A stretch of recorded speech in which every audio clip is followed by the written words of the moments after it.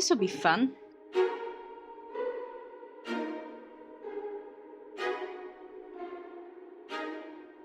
There's no better thing to do than keep theorizing between chapters about all the deep meanings and possible endings for this fascinating story. By the way, before I start this, manga spoilers, of course. I'll be talking not just until the end of the anime, chapter 90, I'll be talking chapter 91 forward. So, until, of course, chapter 132, which was the last chapter since the date of this recording. So, I'm gonna go through a bunch of crazy theories here, some completely mine and some pieced together over multiple theories floating around the internet over all these months and some even years. Some might be completely 100% insane, some might actually make some sense, little sense, I think. Also, they all might be connected somehow, or not. Or maybe not. Who knows? Let's see. Okay. First theory. Ymir tricked Eren and has been trying to trick Fritz's inheritors of the founder for almost 2000 years. Now this is one of my favorites. Ymir has been working on Eren's mind since he was a child, manipulating him through his dreams and memories of the future to get him to the point of freeing her and her colossals. Also, she manipulated Karl Fritz, the 145th king, into building the Wall Titans for her. Paths is her place. She can do whatever she wants there and appear to people the best way it will work for her to make them do what she needs. The Fritz family kept her at bay for almost 2000 years, but she's been working on Eren's mind since he was a child, knowing he would be the next inheritor so she could manipulate him to finally do what she wanted. The way she appears to Zeke, for instance. Also, the first time we officially see her, she heals him and helps him as a servant, feeding his ego and his royalty ideals and all that. Now, with Eren, she appears broken and in need of help, making him think he's the one in control. And for both of them, she appears as a child. Now, there could be two reasons for that, considering how Armin saw Eren as a young kid in chapter 131. One, that's how she sees herself and wants to show herself in that moment. Or, that's how they see her. Both instances are of course influenced by her behavior towards the Jaeger brothers. Again, in the Armin situation, it was either he sees Eren as a kid still, or Eren wanted him to view him as a kid in that moment. So the idea here is that Ymir wanted to be, I guess, free or come back to our reality, and she never got that with any of the inheritors of the founding Titan. So she worked her way and executed her plan 100 years ago, making Karl Fritz do all that and build all those Titans, and she waited patiently until she could find a founding Titan holder that could do what she wanted, and that was Eren. So she messed up his mind since he was a little kid and gave him this sense of purpose, but at the end of the day, she's the one in control. The first Ackerman killed Ymir. I guess a lot of people don't take much notice on how things unveil, especially towards the end of chapter 122. That's my favorite chapter of Attack on Titan, even after almost a year that it came out. It gave us a lot of answers, but a lot more questions. The way Ymir went back to the king, accepted to keep being a slave, is very odd and suspicious. Her motivations to join them, pretty much build all that empire on her own, is never clear. But most of all, her death is very unnecessary and strange. I guess you could argue she was depressed and had no will to live anymore. So she took that spear and bled to death without even trying a little regeneration. But what about the guy who threw that spear? Was he important to the story? Was just a random act and she took it as a way out? Or was him in on a plan? Or maybe he thought she went too far and wanted to end her since she was the source of all the Elden Empire's power. He probably died that day as well, and was probably eaten as well. Who knows? Maybe he was the devil or had something to do with that tree or that pond or that spiny thingy that is the source of Ymir's powers. Maybe he thought she wasn't using them for the right reasons and wanted her to go down. And when that happened, he got eaten as well. Probably by the Ackerman family members, who were the king's best, of course. Whoever is able to kill the Titan should be honored as feast to the king's best warriors. Maybe he died that day and his soul has been wandering through paths, possessing every Ackerman after, to keep an eye on the founding and stop they when they go too far. There is no baby. This theory has been floating around before, mostly as a meme. But after Historia's phrasing of what if she had a child, it definitely got me thinking it would make sense to delay the higher up military guys' plans for her. I mean, she was the one who offered herself to become a Titan anyways, but I don't think she wants that short life after all. It makes sense she would make up appearances and help delay things so Eren could move on with his actual plan. So maybe there is no baby at all. Or maybe there is. Or maybe it's twins. I mean, Star Wars style. Or how about triplets? I mean, it would make sense to be the new versions of Maria, Rose and Sina. How about that? Yes, I know they are not triplets in the story. I know they're born in different days, but who knows? At this point, we had so many baby theories that it's just fun to try and predict that stuff regardless of what actually ends up happening. Now for family theories. There's so many, I'll just talk some major or funny ones. Annie is Kruger's granddaughter. The crazy theory rolling around was what if Annie was Kruger's daughter? Since we don't really know her parents, we only know the guy who adopted her, but it wouldn't fit very well since Kruger passed his power down a little over 20 years before the main storyline, so maybe I guess she could be his grandchild? People usually get that impression mainly because of appearances and personality similarities. I guess it's a bit fun to imagine those two being actually related somehow. Eren is Armin's uncle. This is my favorite of all, especially because it's not mine. So recently we noticed how Armin's eyebrows actually come from his mom's side of the family, so I guess, you can definitely see the resemblance, especially eyebrow-wise. I'm sure all blonde people in Attack on Titan are related in some way or another. Next, Hannes is Reiner's uncle. Okay, I'll just stop here. No, just kidding. Just one more. Because this is a classic one. Armin is a Tybur. There are a lot of reasons why this is a big theory in the fandom. The main one is, of course, all blondes look alike in the Shingeki no Verse, but mainly these two main blondes. Now, of course, the theory before was that Armin was related to Historia and the Fritz family somehow, especially because of how much he looks like Uri. But that has been disproven since nothing really happens when Eren and Armin touch. If he was a Fritz and Eren having the founding Titan, Sparkle should fly. And that being said, it's not like they have touched much. Things aren't the same as before. Let's just leave it at that. Even so, it would make more sense for Armin to be a part of the Tybur family instead. There are many reasons for that.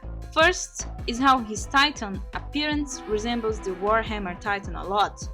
Also, his family having that book about the outside world. and knowledge about more advanced technology like planes for instance. And the interest to leave the walls, probably knowing there was a lot more outside than just Titans. Also, it would make sense if some of the Tybur family moved into the walls, they would change their last name, just like the Fritz became the Heis family. At this point, we haven't got much of Armin's Titan form. He only showed up twice so far, and both times he was already steamed out, or close to it. I guess we are all hoping he has something extra that Isayama is hiding. We know Titan shifters from Titan families are more powerful than regular and only half Eldians. So the main theory here is that Armin is a Tybur and that gave him a different set of powers. I mean, we haven't seen shifters from Titan families inheriting Titans from other Titan families, only their own. So we have no idea what would that mean. We all know Armin has a plan, or that's what he keeps saying anyways. So maybe there is something that he can do against Eren, and he kept it a secret from everyone all these years. Maybe not everyone, maybe he even had contact secretly with Willy and his sister. We just don't know. Maybe that's the reason Eren ate her. It was just driving him crazy. At the end of the day, maybe those two should just talk. Hello everyone! Full disclosure, I planned this whole video in September last year, and then I released the first part of it in November last year, and since then I haven't really been much into Attack on Titan.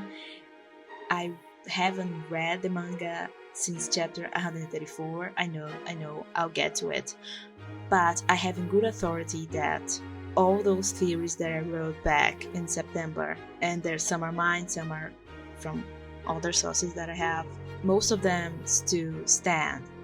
So here we go, as always, manga spoilers, and get ready for it. Fast Kid is the man holding the baby in the last panel. Okay, so this was a big theory for me, and I got really upset when he died in 131, but still I think it's possible somehow. The idea is just that it would be such a funny twist since we've been debating this for so long. The big possibilities according with body shape, hair, and story-wise would be the Jaegers, either Grisha, Zeke, or Eren. But what if it was actually Fast Kid? I mean, Ramzi. All grown up, being a rumbling survivor, and having his family and his kid. It's quite nice to think of it. Maybe even being a Timeloop survivor. Who knows? I don't want to give up on my theory. Also, there's a theory back when he showed up in Eren's broken memory panels that he was actually Armin and Mikasa's kid, but I'll get to that one and the Timeloop theory. Yelena knows Eren's true plan. Yelena definitely knows something. There must be a reason why she's still around when everyone else is dying. She is now their informant, and that could be tricky since she could just be playing with them. The reason why she keeps talking without torture or anything like that is because she believes it's all said and done and it can't be stopped. Now it's odd she's not considering her home country and her family dying and all that. Maybe she just doesn't have anyone or doesn't care about that stuff. But in the end, we can clearly see she fully trusts whatever Eren is doing. She definitely knows a lot more than she's telling, and maybe she's not all that crazy. Maybe whatever Eren's goal is, it could be something reasonable. It could be, and what is Eren's main goal anyways? He can't be that stupid and childish, right?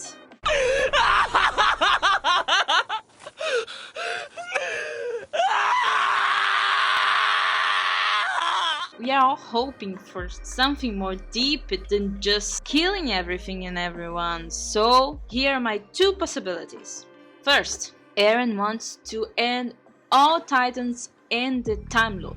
Maybe whatever Eren is doing or where he's going will somehow destroy the world as it is, and the timeline will change, ending all traces of Titans in history and setting up a new timeline with a more normal world, more similar of what we live in real life. That's a probable ending, since we know there will be some time-related event somehow related to how it all ends, if we consider the first chapter title. I personally don't like that idea because a time reset is the most cliche ending ever. Second, Eren wants to bring Ymir back into a corporeal form. This is another possibility. The idea that Eren is going to a specific place to free Ymir and let her back into our plane of existence, which would be a very bad idea. But it ties up with my first theory. Maybe he just feels bad for her and wants to help her somehow.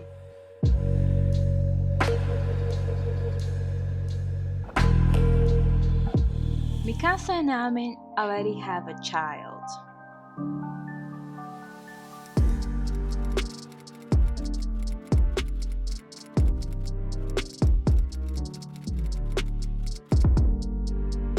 Let's go back to the time Fast Kid was an unknown to all of us. There was that theory that that's who he was, for sure. But I'm gonna go further than that. There's so much we don't know because of the time skip, which is very convenient for Isayama. He can just fix or add any plot points just in case, since he has 4 years of a gap that he can fill with whatever he wants. So where does this comes from? Mostly their behavior, general dress code, portrayal around their other friends, and how they are addressed by them. This could just be a natural evolution of their characters from what they already were in the years before. But they just seem to be portrayed as more aged and mature than the rest of the 104th. And more importantly, their plot lines are usually involving children, especially Falcon and Gabi, or as I like to call them, Little Reiner and Little Eren. Interestingly, in their chapter 125 marital dispute, they are depicted in a specific angle that makes the manga reader have this perspective of a child. So it's kind of like watching your parents fight. Or maybe that's just Little Eren's perspective in Paths, watching them fight. Could be that. And of course they are fighting about Eren because that's the only thing they fight about. I guess now we can also see who is more mature in their fights now, huh? It's Mikasa. If it was Armin before, it definitely isn't anymore. Also, for some reason they seem very close with the Browse family, and that's the sad part of this theory. If Mikasa and Armin were in a relationship mid-time skip, and they did already had a first child, I'm going with time constraints here. We know Mikasa wouldn't just stop at one. But let's just hope the rumbling ends before we can consider baby number 2, okay? Being both officers of the military, the big guess here is that the kid would stay with the Browse sometimes. That would make sense considering Mikasa and Sasha's friendship, and their close relationship with the Browse family after her death. Sorry for bringing that up. Just to clarify, at this point in time, I guess they wouldn't be with the Browse because they are in mourning, and the Browse family was a big part of the storyline a few chapters ago, so the idea here is that at this point in time the kid would be in Historia's orphanage. After all, it wouldn't make sense for them to leave this grieving family with the burden of a toddler to deal with as well. So it would make sense that the next option will be to stay with Anti-Historia. They definitely seem closer to the family than John and Connie, for instance. Going back to the idea that those two single dudes versus what a married couple would be, interacting just in society and in general. We can consider that they are 104th, they are all the same age, and it would be weird for them to be in a serious relationship being this young. But There's a couple of things we gotta consider here. First, they already found their happiness in some way. Armin's dream was to see beyond the walls and the ocean, and Mikasa's dream was for things to go back to be as they were when they were kids. And they had outside explorations and some relative peace or a controlled peace situation in these last years, so you could say they have achieved their personal goals. And second, more importantly, and I'm sorry for bringing that up and breaking your heart again, Armin is only supposed to live until he's 28.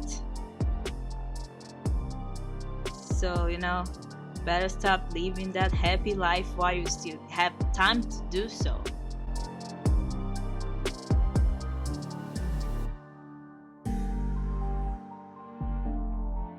They already have a kid. It's little Eren. The Wall Titans were made by a combination of the Warhammer, the Colossal, plus the Founders' Orders. We got 122 with a 2000 years ago flashback, and that was cool and all, but where is our 100 years ago flashback? We don't know much about Karl Fritz or the Titan War or the Tybur family or how all those Colossal Titans came to be exactly.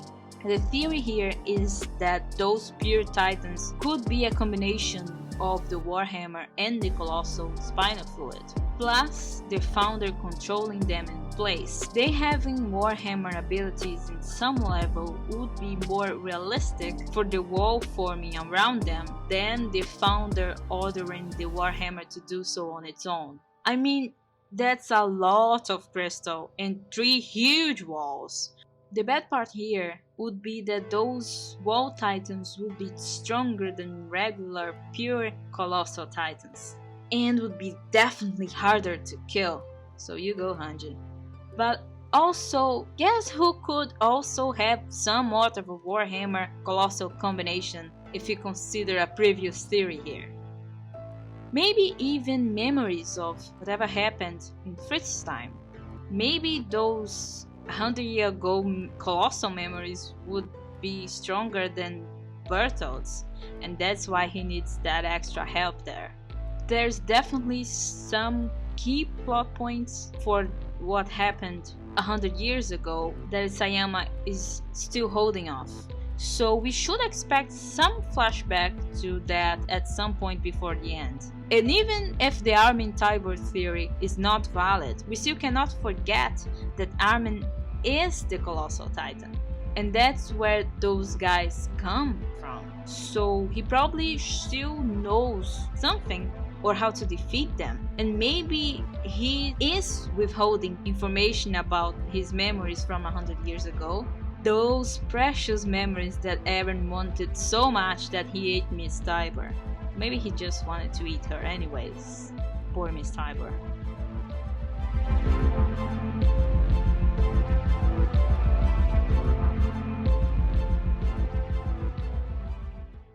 Ymir is Historia's and Eren's child from the future, trapped in the past.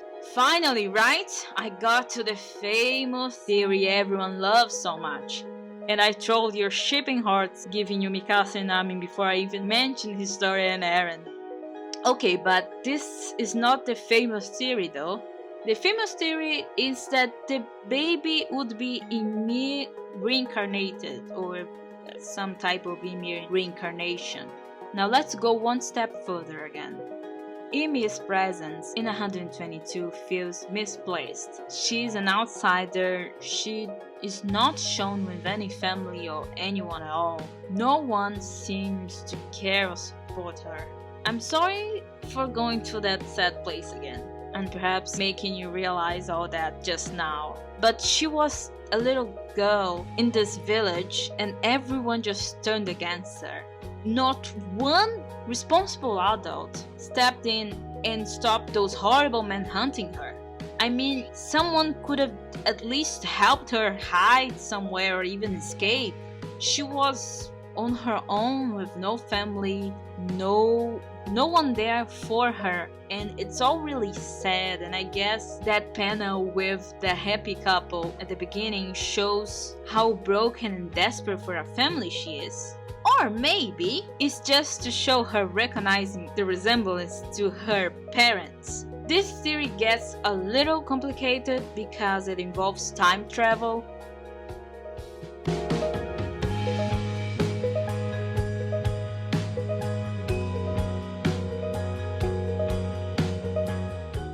Okay, Doctor, explain what is happening, please. Mel's short for... Melody. Yeah, I named my daughter after her. You named your daughter after your daughter. It took me years to find you two. I'm so glad I did. The biggest plus in this theory is the first chapter title of Attack on Titan, which is To You in 2000 Years, and her backstory chapter being called From You 2000 Years Ago, which signs her showing Eren her memories from her life. The second plus here is how Historia at this point in the manga was missing for quite a while, and chapter 122 starts with a flashback to her childhood, one that we've seen before actually. Not to mention multiple comparisons in similar panels of Ymir and Historia. We know we're getting another time jump in the series, most likely another 3-4 years ahead. That'll be when Eren is close to his natural death. At this point, young Ymir would be around 3 or 4 years old as well. Her story in 122 is very reminiscent of Alice in Wonderland, even her physical appearance. Sorry, I even forgot to mention how much she looks like Eren in the story as well. It makes sense. Let's say she saw that tree and went there because it was familiar. Let's say she saw that rabbit hole before because that's where she came from. Maybe when she was 4 she fell in that hole and that was the portal she came through into the past. Again, this video is called Crazy Theories, Don't forget that. Also, to tie into the Mikasa and Armin already have a child theory, those two couples would definitely have clashing views on how to raise a child and about the world their children would be raised into. And more importantly, their ideals for what a better world to their children should be like.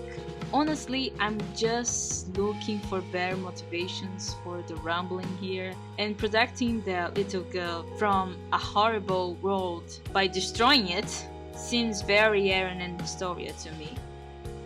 The irony here it would be that the baby Ymir would be the root of the problem, so that's kinda fun.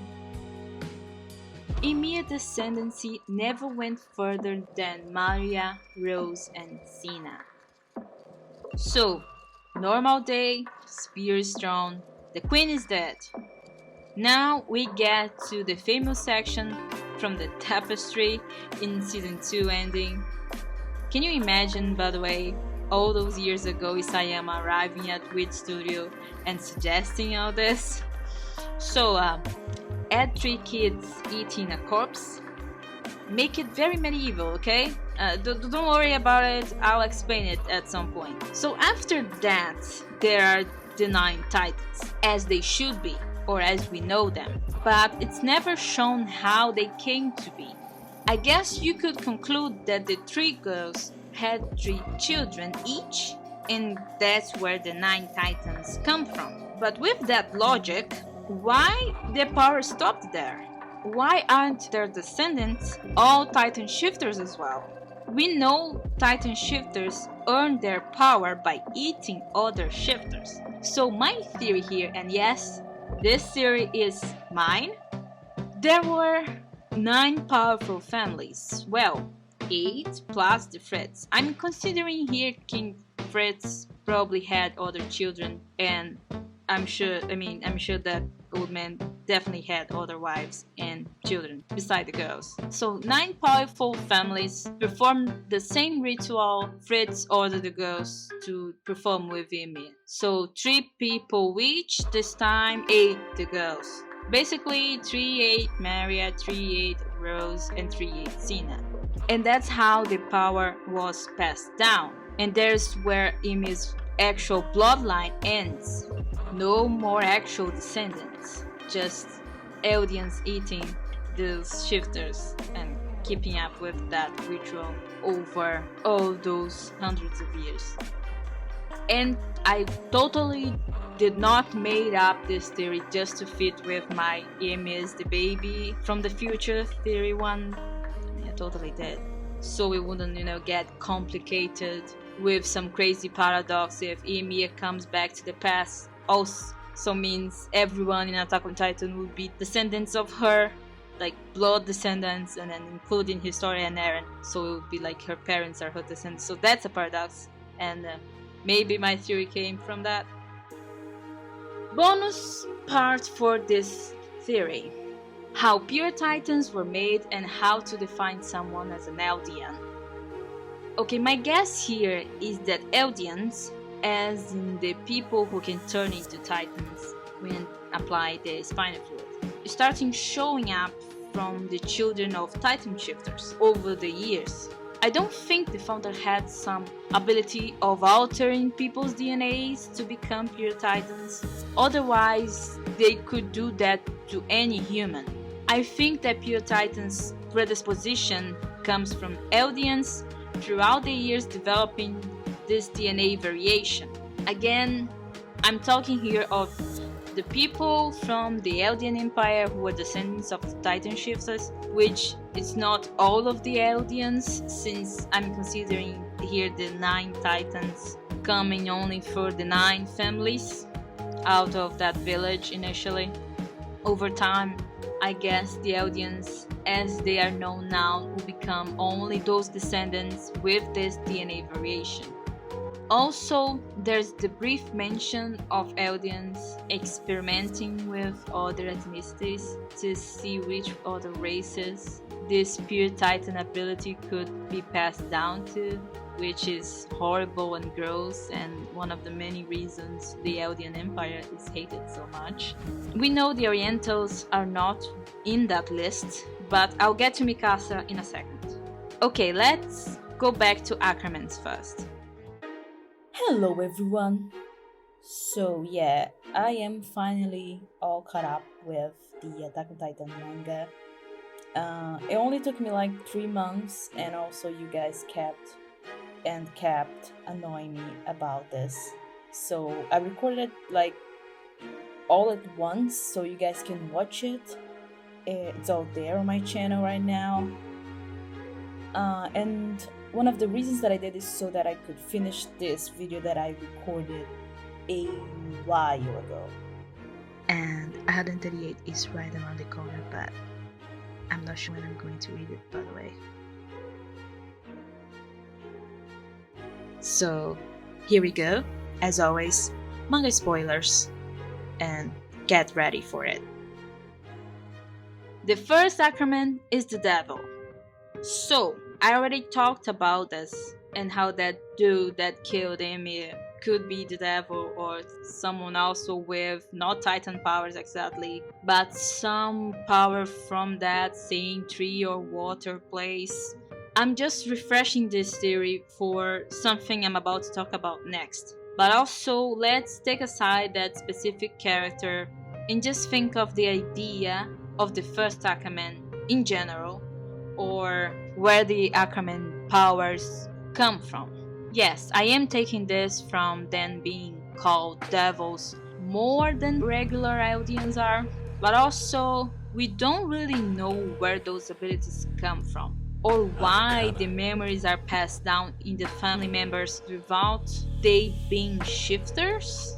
We know even for Titan families, they need to connect with their family shifter to get access to paths, memories, and all that stuff. So Ackermans have their adrenaline boost, and that's it. It's not actual memories, they're more muscle memories and agility and all that superhero stuff. With all previous fighting abilities passed down, really the perfect soldier type.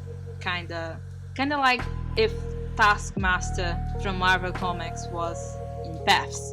Doesn't make more sense for popular culture if Black Widow had already come out at this point.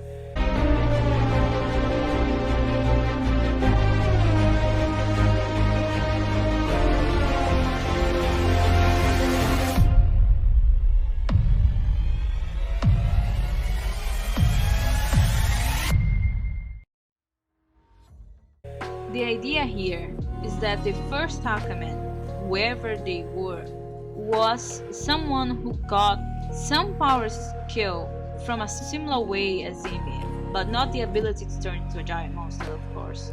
Just the same source. And this person was killed and eaten by the Ackerman. Or maybe multiple people who call themselves Ackerman, not a specific family. Who knows? But the point is, that's how this power was passed down. I am considering here that Eldians were already cannibals before all this. I should have clarified that a couple of theories ago. So yeah, this person, whoever it was, might be someone Ymir knew or got to know over time. That's why I consider the spear guy at the start. It could be someone from that same time period who was also special like her. Perhaps the king's best soldier, as Ackermans are often considered. And over time, in the tellings of the story, he became considered as the cause of Ymir's power or demise in some way. Or maybe the devil is just King Fritz. I mean, he's a pretty awful guy.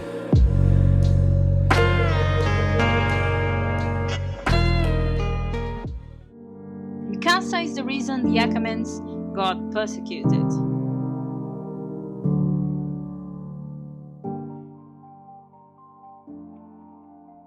Remember Grandpa Ackerman? Don't forget all the things he told word to Kenny, who died before saying anything else important to Levi beyond the confirmation that Levi was also an Ackerman. So considering that Levi and Mikasa are the only ones left, it's quite difficult to imagine that those two ever got more information about their heritage.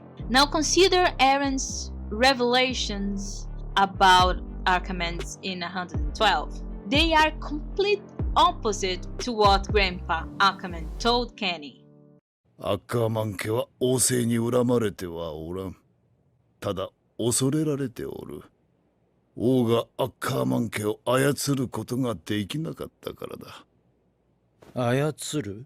Sure, he said that Ackermans can't have their memories altered like other Eldians. Keep in mind, it does not mean that they are Eldians. They both are. A lot of people got and still get confused as to why both Mikasa and Levi could hear Eren's Falden speech in Paths, because they are Ackermans, but they're still Eldians, so they still can go to Paths. They just are harder to control, or at least you can extrapolate that from what Grandpa Ackerman said. Now the question is, the memory the only factor, or if there's more to it? Grandpa Ackerman seems to imply they worked with the king as protectors, but they could not be controlled entirely. Maybe there's some variation of the founder's influence control towards Ackermans, because they are also mixed blood with other normal Eldians, like Levi for instance, that has a normal Eldian dad. But what if there was at some point in time one Ackerman who couldn't be controlled at all by the founder because it was someone partially Ackerman and Oriental? I mean, can you imagine Eren being able to control all the shifters to do his will, and all the Soviet Corps members, and every other Eldian except Mikasa? I guess this would be the point for her to make the right or wrong decision. Also, a very thrilling and insane moment to witness. having all Eldians against you, even Titan shifters and even Levi. The theory here is that the idea of a threat to the founding Titans' control might have been noticed by Carl threats over 100 years ago, or somewhere in between those 100 years. 巨人の力を何だって？その力は強大で、人類すべての記憶を改ざんし、過去を忘れさせることができる。少数の血族を除いてな。その中で王政に背を向けた家が2つあった。それが東洋の一族とアッカーマン家だ。だから迫害を。The idea of someone being born able to not be controlled by the founding and still be an Eldian. So for that reason, he ordered the killing of all Ackermans and the Orientals who lived within the walls, just so Mikasa wouldn't be born.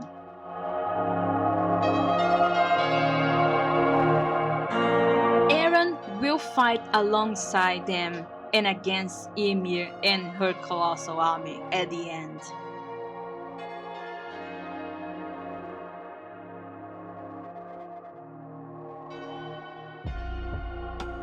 People think Eren will be killed at the end, but I personally don't like that idea very much. Especially if he dies without much explanation of why things went as far as they did.